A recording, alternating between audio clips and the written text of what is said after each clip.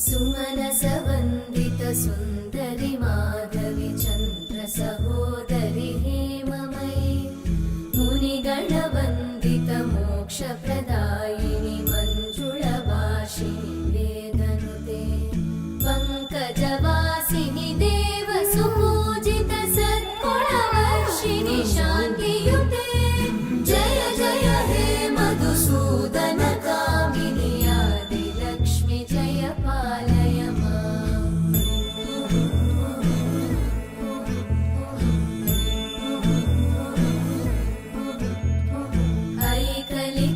ऐकलिकल्मषनाशिनि कामिनि वैदिकरूपिणि